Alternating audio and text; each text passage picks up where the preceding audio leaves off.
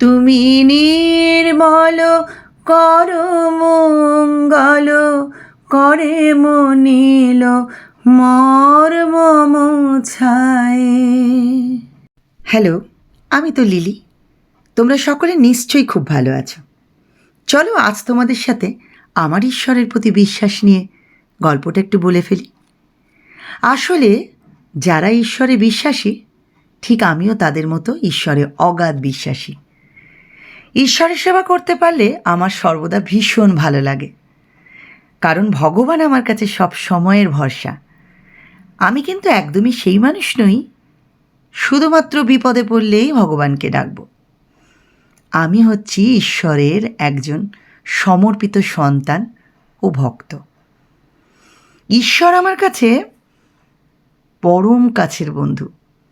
আমি মনে করি ঈশ্বর আমাদের জীবনের একজন আস্থা, যেটা তুমি কাউকে বলতে পারবে না, সেটা ঈশ্বরের কাছে ভাগ করে নিতে পারবে। আসলে ঈশ্বর মানেই একটা এনার্জি, তাই না? তাই ঈশ্বর কোনো দিনও বিট্রে করে না। আমি কিন্তু খুব স্বাধীন মানুষ, কিন্তু শৃঙ্খলাটাকে বজায় রেখেই জীবনটাকে চালনা করি। আমার চরিত্র চয়নটা একটু ভিন্ন স্বাদের। ওটাতেই আমি আসলে স্বাচ্ছন্দ্য বোধ করি। যেমন ঘোরতর একজন গৃহকর্মের গৃহবধূ, আবার একাধারে খুব সাধারণ একজন মা, আবার বাইরের জগতের একজন ছোটোখাটো একজন পরিচিত মুখ, আমার নিজের হাতে তৈরি করা ত্রিধারা ফোক ফিমেল ব্যান্ডের প্রতিষ্ঠাতা এবং শিল্পী হিসাবে। তাহলে চলো, তোমরা আমার উপর রেগে যেতে পারো যে শুধুই বক বক করে গেল, রান্নাটা কিভাবে করলো সেটা তো শেয়ার করলো না। পোলাও রান্না করছি আমি যেভাবে করি সেটা তোমাদের সাথে ভাগ করিনি। চালটা প্রথমে ধুয়ে আমি একটুখানি শুকিয়ে রেখেছিলাম, মানে মেলে রেখেছিলাম।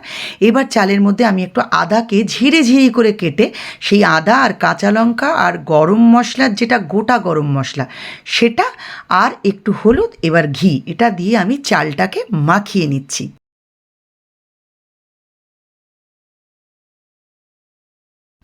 এবার যেটা করছি, কড়াইয়ের মধ্যে আবারও একটুখানি ঘি দিয়ে দিলাম।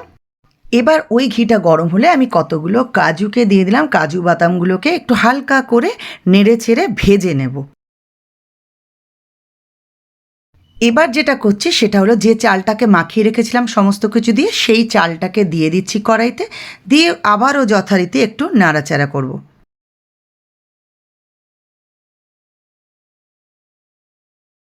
এবার দিয়ে দিচ্ছি কতগুলো কিশমিশ, এইগুলোকেও দিয়ে আবারও একটু নাড়াচাড়া করে নেব।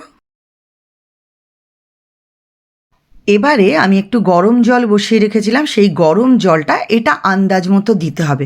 সবসময় ডবল দেওয়া হয়, বলে যে কাপে চাল নেওয়া হয় সেই কাপেরই ডবল বলে, কিন্তু আমার না একটা করতে করতে আন্দাজ হয়ে গেছে, আমি ওরম কাপে আর মাপি না। এবার একটু নুন দিয়ে দেবো আন্দাজ মতো। নুনটা দেওয়া হয়ে গেল। নুন দিয়ে এইবার যথারীতি কিন্তু ফুটতে থাকবে, মানে চালটা সেদ্ধ অবধি। এবারে আমি ঢাকাটা খুলে দেবো, কারণ ওটা বসিয়ে ঢাকা দিয়ে দিয়েছিলাম, সেটা তোমাদের সাথে আর শেয়ার করা হয়নি। এবার দেখো যথারীতি কিন্তু আমার যে জলের আন্দাজ একদম পারফেক্ট ঝরঝরে পোলাওটা হয়ে গেছে।